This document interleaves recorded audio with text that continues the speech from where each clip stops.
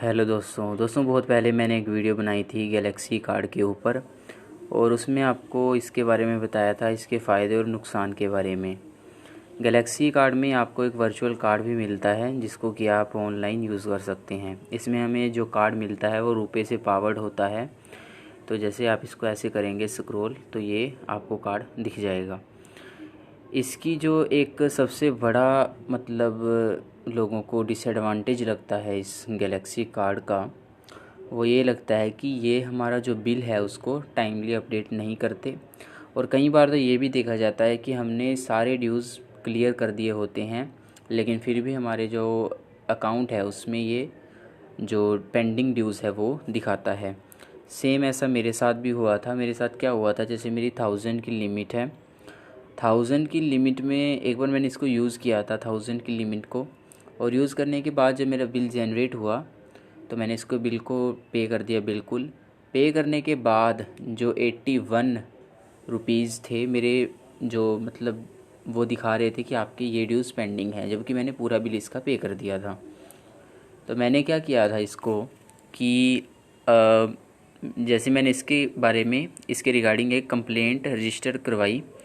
जैसे आपको यहाँ पर दिख रहा होगा कि 1081 रुपीज़, तो ये कुछ इस तरह से है। लेकिन जो पहले था वो था 900 कुछ रुपीज़, मतलब 81 रुपीज़ माइनस में दिखा के जैसे 919 रुपीज़, हाँ इतना बिल मेरा जो पेंडिंग था वो दिखा रहे थे।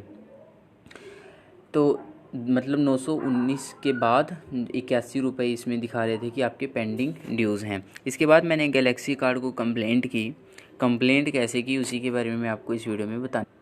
कंप्लेंट मैंने इसकी ऐसे की थी कि जैसे मैं गैलेक्सी कार्ड की जो वेबसाइट थी उस पर गया था और उस पर जाने के बाद जो गैलेक्सी कार्ड का जो एप्लीकेशन है उस एप्लीकेशन से मैंने इनका ईमेल लिया। ये आप यहाँ से नोट कर सकते हो आप चाहो तो ये मेल लेने के बाद मार्च 22 को मैंने इनको कंप्लेंट की थी। और मैंने देखिए यहाँ पर लिखा था, बहुत बड़ा मेल नहीं मैंने इनको किया था, मैंने सिर्फ इतना लिखा था कि I paid my all dues but Galaxy card mail me about bill pay notification. वो जो 81 रुपीज़ का एक्स्ट्रा दिखा रहे थे उसी के रिगार्डिंग मैंने इनको कंप्लेंट की थी। क्योंकि आपको पता होना चाहिए कि चाहे कोई भी कार्ड है, चाहे कोई क्रेडिट लाइन का कार्ड है या फिर आपका क्रेडिट कार्ड है, अगर उसका एक पैसा भी आपके अकाउंट में पेंडिंग दिखाता है और एक दिन अगर आप उसको लेट कर देते हैं तो लेट फीस चार्जेस तो लगते ही लगते हैं, बल्कि आपके सिविल के ऊपर भी काफ़ी नेगेटिव इम्पैक्ट उसका जाता है। तो इस वजह से मैंने वो जो 81 रुपीज़ थे वो मुझे मजबूरी में उसको पे कर दिया, क्योंकि 81 रुपीज़ थे और मैंने सोचा कि 81 रुपीज़ बहुत ज़्यादा तो नहीं है तो मैं इसको पे कर देता हूँ, वरना खामा का ऐसे मुझे शायद, क्योंकि ये कॉन्टैक्ट को भी हैक करके रखते हैं तो कॉन्टैक्ट में भी ये जो एक एक करके मैसेज करते रहते हैं कि आपके ये जो बंदा है इसके पेंडिंग ड्यूज़ हैं और इन्होंने हमसे इस तरह से लोन लिया था। तो 81 रुपीज़ बहुत ज़्यादा अमाउंट नहीं थी, इसलिए मैंने इनके जो ड्यूज़ था उसको पे कर दिया था। लेकिन अगर आपके ड्यूज़ बहुत ज़्यादा ये दिखा रहा है पेंडिंग में तो आपको इनको कंप्लेंट करनी चाहिए।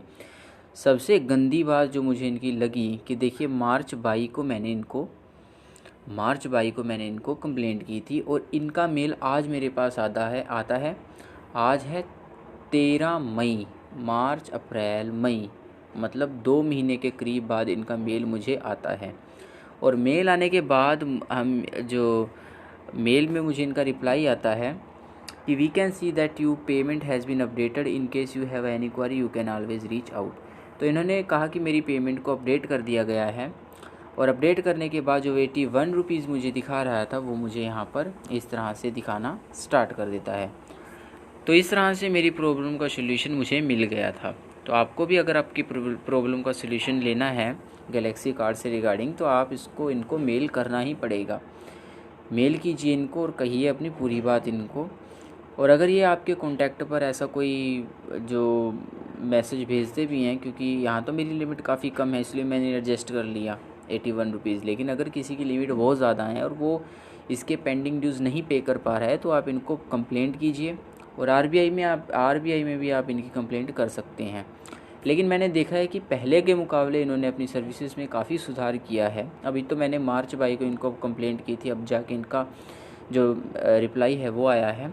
तो अगर आप इनकी ये ऐसा भी हो सकता है कि मेरी अमाउंट कम थी तो इस वजह से मेरी कंप्लेंट इन्होंने देर से रजिस्टर की। लेकिन अगर आपकी अमाउंट ज़्यादा है तो आपको इनको कंप्लेंट करना चाहिए और आपको रिज़र्व बैंक को भी कंप्लेंट करना चाहिए।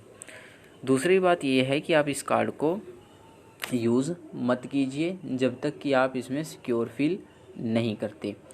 इस कार्ड से संबंधित कोई भी आपको प्रॉब्लम या किसी भी तरह की हेल्प चाहिए तो आप नीचे कमेंट सेक्शन में पूछ सकते हैं।